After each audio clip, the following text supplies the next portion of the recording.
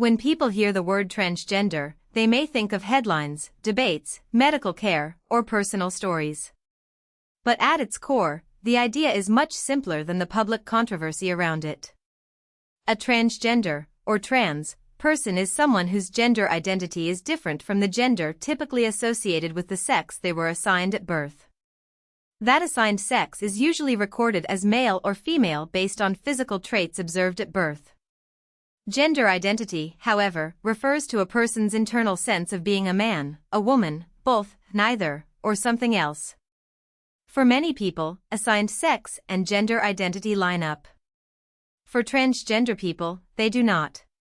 Understanding that basic distinction is the starting point for nearly every discussion that follows. The opposite term is cisgender. A cisgender person has a gender identity that matches the sex they were assigned at birth. For example, someone assigned female at birth who identifies as a woman would generally be described as cisgender. The word cisgender exists because it gives us a neutral way to describe people whose identity does align with their assigned sex, rather than treating that experience as the unnamed default. In the same way that left-handed and right-handed describe different relationships to handedness, transgender and cisgender describe different relationships between assigned sex and gender identity. These terms are not insults or political labels by themselves, they are descriptive words used in medicine, sociology, law, and everyday life. One reason conversations about transgender people can become confusing is that there is no single universally accepted definition of the term in every setting. Researchers, governments, advocacy groups, medical professionals, and individuals may use the word slightly differently. Sometimes transgender refers mainly to trans men and trans women. A trans man is someone who was assigned female at birth and identifies as a man. A trans woman is someone who was assigned male at birth and identifies as a woman. In broader use, transgender can also function as an umbrella term that includes non-binary, genderqueer, or other gender-diverse people whose identities do not fit neatly into only man or woman. This variation does not make the concept meaningless, it reflects the complexity of human identity and the different purposes definitions serve. It is also important to separate gender identity from sexual orientation. Gender identity is about who someone is.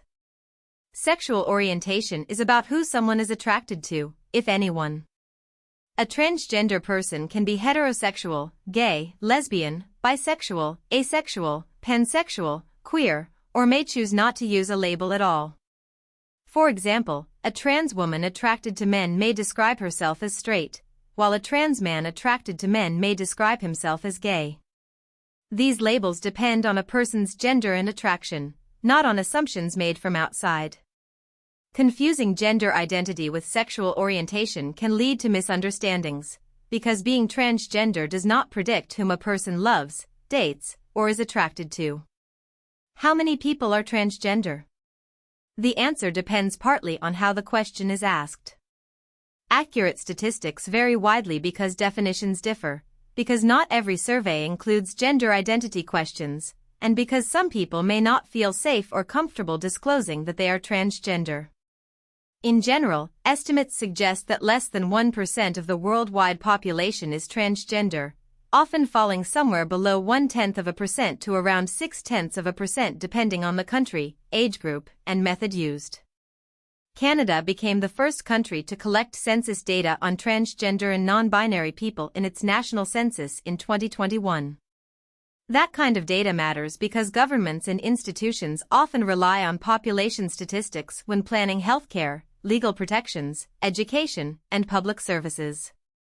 Some transgender people experience gender dysphoria.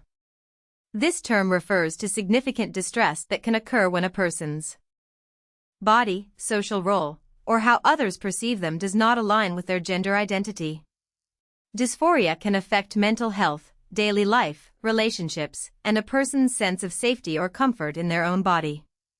But not every transgender person experiences dysphoria in the same way, and some may not describe their experience with that term at all. It is also important to note that being transgender itself is not the same thing as having a mental illness. The distress often comes from mismatch, stigma, lack of acceptance, or barriers to living in a way that feels authentic. Support, respect, and appropriate care can make a major difference. Transition is another word that is often misunderstood.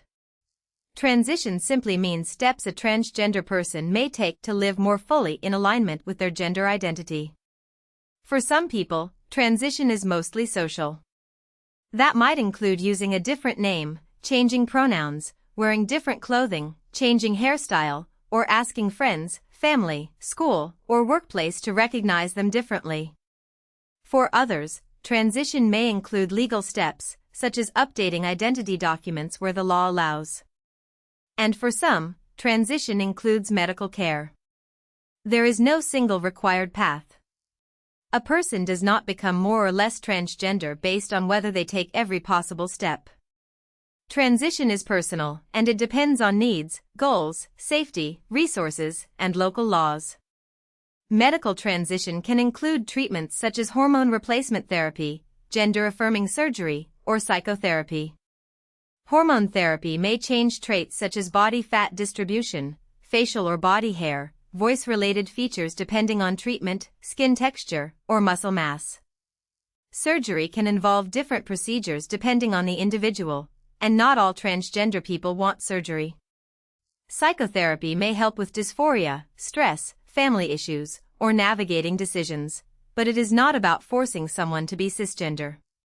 Some transgender people cannot access medical care because of cost, lack of providers, legal restrictions, health conditions, or discrimination.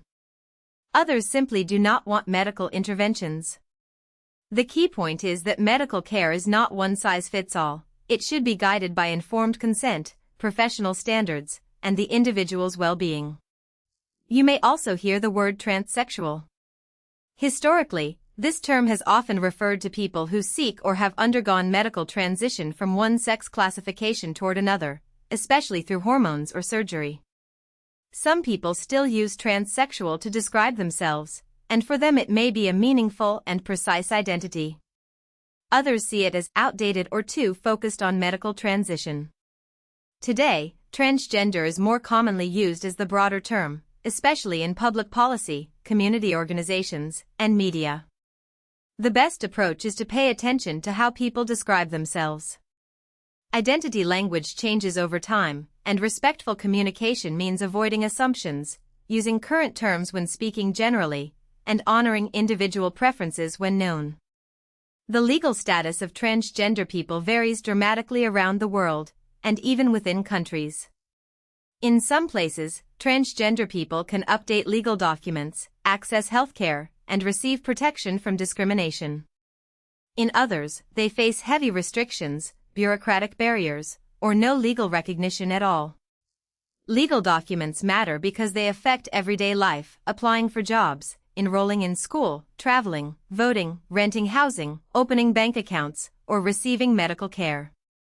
When identification documents do not match a person's lived identity, routine situations can become stressful, unsafe, or humiliating. Laws also shape whether a person can challenge discrimination in court or whether they are left without practical protection when mistreated. Many transgender people experience transphobia, which means hostility, prejudice, discrimination, or violence directed at people because they are transgender or perceived to be transgender. This can appear in obvious ways, such as harassment or physical attacks, but also in quieter systems, being denied a job, being treated disrespectfully in healthcare, being excluded from public accommodations, or being forced to repeatedly prove one's identity. Healthcare discrimination can be especially harmful, because fear of mistreatment may lead people to delay necessary care unrelated to transition, such as emergency treatment or routine checkups. Workplace discrimination can affect income, housing stability, and mental health. These problems are not just individual conflicts, they are social and institutional barriers that shape life chances. At the same time, transgender communities have built powerful forms of visibility, remembrance, and pride. International Transgender Day of Visibility, observed on March 31st, focuses on celebrating transgender people and raising awareness of their lives and contributions.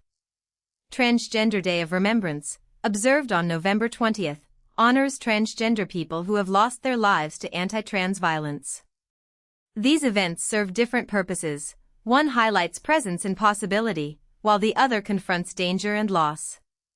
The transgender pride flag is also a widely recognized symbol, with light blue, pink, and white stripes commonly understood to represent trans men, trans women, and people who are non-binary, transitioning, or otherwise gender diverse.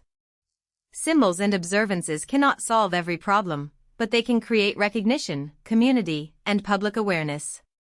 So, what does transgender mean in the most practical sense? It describes people whose gender identity differs from the sex they were assigned at birth. But behind that definition are real lives shaped by language, healthcare, law, family, culture, and personal choice. Some transgender people are men or women. Some are non-binary. Some medically transition, while others do not. Some are straight, gay, bisexual, asexual, or use no orientation label. Some live in places with legal recognition, while others face discrimination or danger. Understanding transgender people does not require knowing every detail of every individual's life. It starts with a few clear distinctions, a willingness to avoid assumptions, and the recognition that gender identity is a deeply personal part of being human. If you found this helpful, please like this video and subscribe for more explainers.